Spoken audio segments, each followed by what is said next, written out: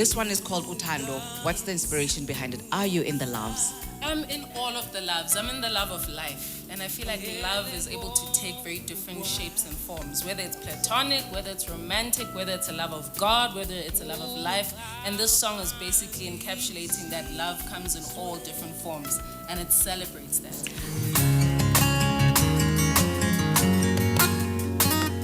I suppose in lockdown, though, you used to performing to maybe nobody, doing things virtually. How busy have you been? Oh, so we've been lucky enough to be able to have a lot of virtual concerts that we've been doing throughout the lockdown. And it has kind of given it some mental preparation, because there is something about performing next to the human spirit and having people there and having people's energies fill up the space. But we've had to learn to imagine that and hope that it transpires through the screens.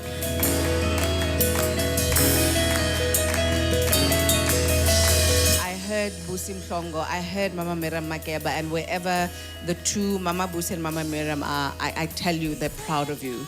Thank you so much for channeling and for keeping the memories of those that came before you alive in the way that you are doing. It is incredible.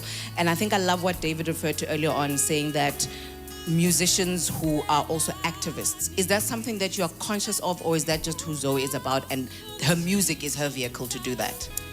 I think we can't escape being that, you know, and especially as a person who is a woman, a young person, a black person, there's so much to engage, there's so many conversations to have, and there's so many things to talk about what that means. And it's not a monolith experience.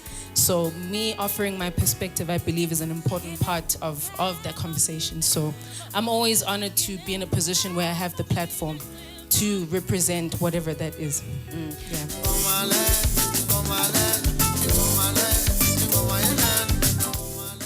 The problem with Zoe is Zoe will convince you that you yourself can sing. You'll be singing along to the songs, and then you will run out of airtime when you hit some few notes. Folktober for us is a celebration. Folk music for me has always been the art of storytelling, the art of keeping our history going and alive, celebrating our culture. Zoe, what does folk music mean to you? And I think even more importantly, whose stories inspired you to tell your stories? Oh, these are such incredible questions. Yes!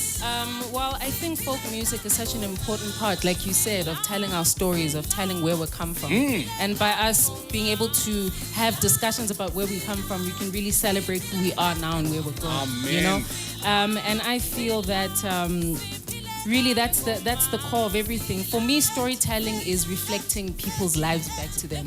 I like the idea of people listening to our music and our songs and being able to see and feel and hear themselves in the music. So I'm inspired by people. I'm inspired by the walk of life. What your gift that you give us is that not only do we get to hear the story, but we get to experience and feel it. For me, in a manner that HD can't describe. It's the clarity, it's the emotion, it's the goosebumps I have on my arm. Whose stories do you draw inspiration from? So who was your folk heroes? Oh my goodness. I would say Obab Matala Kunene is one of my folk heroes. I would say Mambusi Mhlongo was one of my folk heroes. And this is really to name a few. I feel Now you've like, dropped a catalogue. That's a catalogue. Already just there, the stadium is full. The stadium is full.